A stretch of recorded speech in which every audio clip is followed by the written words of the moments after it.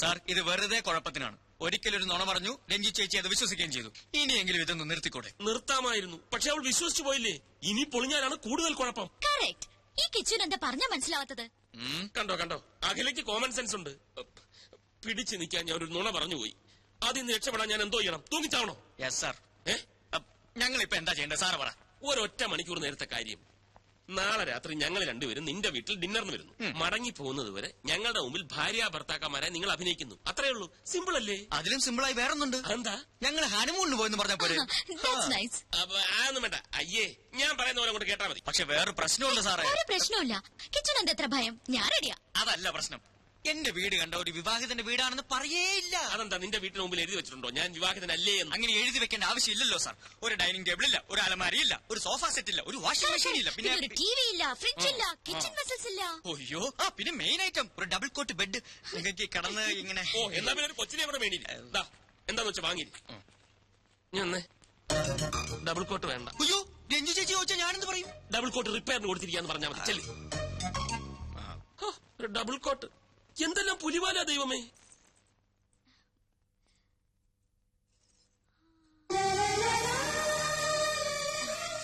കിച്ചു എങ്ങനെയുണ്ട്? സാരി എനിക്ക് ചേരുന്നുണ്ടോ?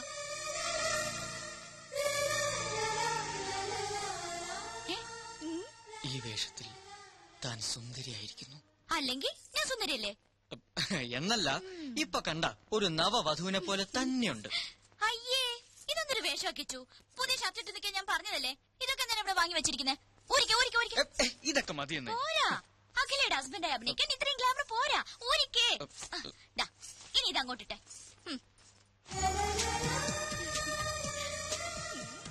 കണ്ടോ, ഇപ്പൊ സുന്ദര കുട്ടനായി. കണ്ണാടിയിൽ നോക്കി. ഇപ്പൊ correct match. Made for each. അയ്യോ, ഒരു കാര്യം മറന്നു.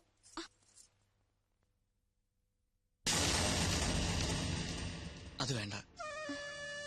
ഒരു പെണ്ണിന്റെ നെറുകയിൽ ആദ്യമായി സിന്ദൂരം അണിയിക്കേണ്ടത് താലി കെട്ടിയ പുരുഷനാ. ആ പാവത്തിന്റെ ചാൻസ് നഷ്ടപ്പെടുത്തണ്ട. മനസ്സാരെത്തി. ഗുഡ് ഈവനിങ് ചേച്ചി, വരൂ അകത്തോട്ടിരിക്കാം. എങ്ങനെയുണ്ട് ചേച്ചി എന്റെ കുടില്? കുടിലോ? ഇതൊരു കുട്ടി കൊട്ടാരല്ലേ. താങ്ക്സ്. മനുവേട്ടൻ എപ്പോഴും പറയാറുണ്ട് കിച്ചു വളരെ ഇന്നസെന്റ് ആണെന്ന്. ആണോ? എന്നാ ഒരു താങ്ക്സ് കൂടെ. എന്നാ കിച്ചുനൊരു ഇത്തിരി കള്ളത്തനുണ്ടെന്ന്. താങ്ക്സ്. അയ്യോ, കള്ളത്തരോ? അതെന്താ? ഒരു കാര്യം മാത്രം കിച്ചു മനുവേട്ടനോട് ഒളിച്ചു വെച്ചു. എന്ത് കാര്യം? കല്യാണ കാര്യം.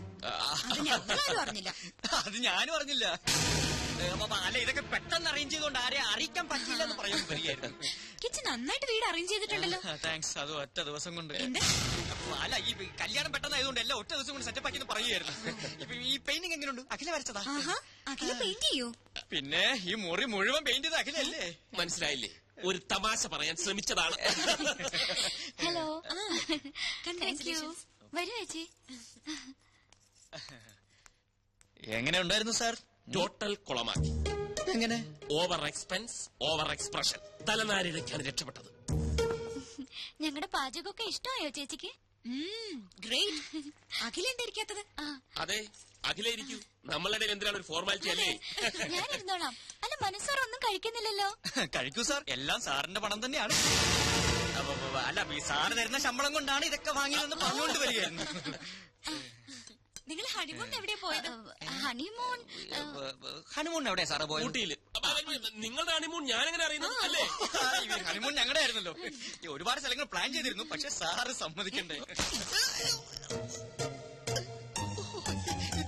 ജോലി തിരക്കേ. കല്യാണം കഴിഞ്ഞ സ്ഥിതിക്ക് അഖിലേനി മോഡലിംഗ് ഉപേക്ഷിക്കോ? ഉപേക്ഷിച്ച മനുസാർ കൊഴിയില്ലേ? അല്ലേ സാറേ? അതെ അതെ, അഖില കമ്പനിയിലെ ഏറ്റവും നല്ല മോഡലല്ലേ. മാത്രവുമല്ല, കരിയർ ഇസ് കരിയർ അല്ലേ? അല്ല, ചേച്ചിയും സുന്ദരിയാണല്ലോ, എന്നിട്ടെന്താ മോഡലിംഗ് ചെയ്യാത്ത? അതിന് മനുവേട്ട സമ്മതിക്കണ്ടേ? അതെന്താ സാറേ, സാറിന് മോഡലുകൾ വലിയ ഇഷ്ടമല്ലേ?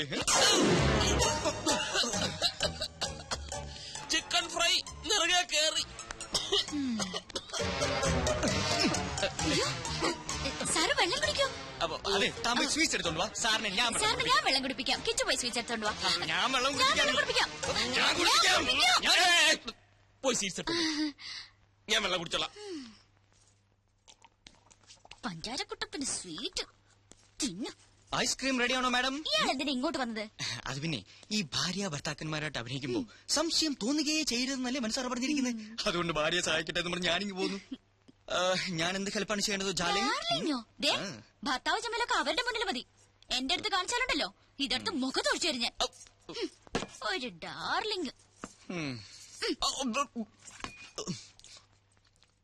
എഴുന്നേറ്റുള്ളൂ. അയ്യോ എഴുന്നേറ്റോ? ദാ ഐസ്ക്രീം. സോറി, തണുത്ത ഒന്നും ഞാൻ കഴിക്കാറില്ല. താങ്ക്സ്. അയ്യോ മനു എഴുന്നേക്കാണോ? അത് പറ്റില്ല. കഷ്ടപ്പെട്ട് ഞാൻ ഇതൊക്കെ ഉണ്ടാക്കിയത് ആർക്ക് വേണ്ടിട്ടാ? കഴിക്കൂ മനു പ്ലീസ്. എന്നാ മനസ്സാർ കഴിക്കൂ. അയ്യോ സാർ, ഞാൻ അറിയാതെ. അയ്യോ സാർ, ഷർട്ടിലെല്ലാം ആയി. ഐസ്ക്രീം അല്ലേ? ഞാൻ തുടച്ചു തരാം. കുഴപ്പമില്ല. അയ്യോ പോയില്ല.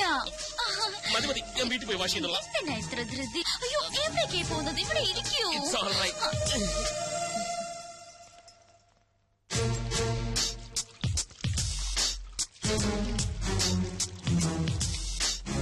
പോയോ? ഇനി എപ്പോഴാ കാണുന്നത്? നിക്കൂന്നേ.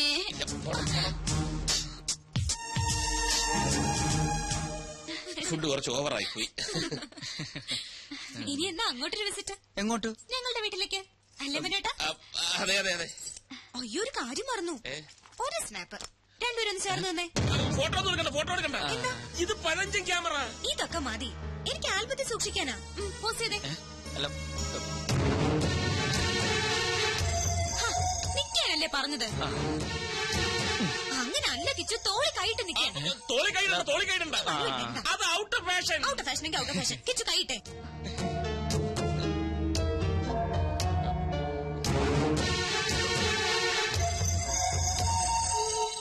തോളി കൈയിടാൻ.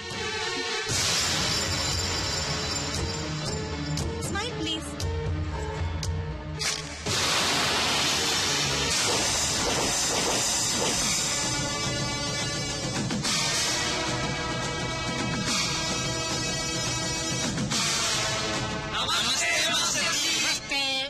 കഴിഞ്ഞ ക്ലാസുകളിൽ നമ്മൾ 2 പാഠങ്ങൾ പഠിച്ചു കഴിഞ്ഞു.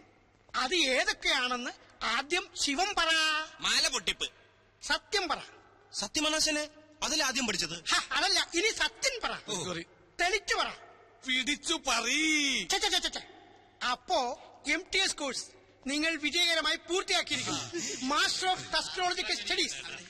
കളവ്, ചതി, പിടിച്ചുപറി, കിഡ്നാപ്പിംഗ് എന്നീ മേഖലകളിൽ നിങ്ങളുടെ പ്രാവീണ്യം തെളിച്ചു കഴിഞ്ഞിരിക്കുന്നു. ഇനി നിങ്ങൾക്ക് ധൈര്യമായി ഫീൽഡിൽ ഇറങ്ങാം. അവസാനമായി എനിക്കൊന്നേ പറയാനുള്ളൂ. കളം ഏതായാലും കളവ് നന്നായാൽ മതി.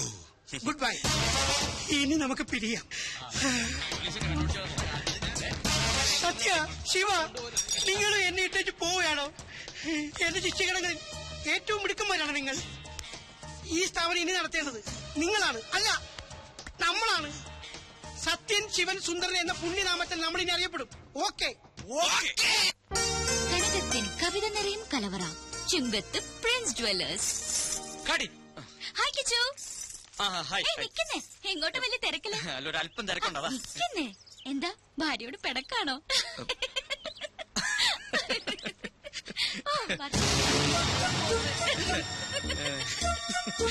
അത് കൊള്ളാം. ഡൽഹിന്ന് ഫാക്സ് വന്നിട്ടുണ്ട്. 7 സീസിന്റെ കോൺട്രാക്ട് കൺഫേം ആക്കിന്ന്. അതൊന്നും പറഞ്ഞ പറ്റില്ല. എങ്ങനെയാലും അത് ശരിയാണ്. സാറ് വേറെ എവിടെയോ ആണല്ലോ. വർമാജി, പണവും നേരവും പാഴാവുന്നതല്ലാതെ ഒരിക്കലും ഇവളൊന്ന് പിടിതരുന്നില്ലല്ലോ. അതാ പെങ്കൊച്ചിന്റെ കുഴപ്പം കൊണ്ടൊന്നല്ല. പിന്നെ അന്നപൂർണേശ്വരി ശാപം കിട്ടിയ ഒരു മുനിയുടെ കഥയുണ്ട്. ഇഷ്ടഭക്ഷണങ്ങളെല്ലാം മുന്നിലെത്തും, പക്ഷെ ഭക്ഷിക്കാനുള്ള യോഗമില്ല. ഇങ്ങനെ തൊടാതെ ഇങ്ങനെ തൊട്ടാ മതി. കാര്യം പറ. എന്നാ അങ്ങനെ തൊടാം. രാവിലെ ഷൂട്ടിങ്ങിനായി കൊച്ചിങ് വരും. അപ്പൊ സാറ് തിരക്കില്. സാറ് ഫ്രീ ആവുമ്പോ കൊച്ചു ഹോസ്റ്റലിലെത്തും. പിന്നെങ്ങനെ? തെളിച്ചു പറ.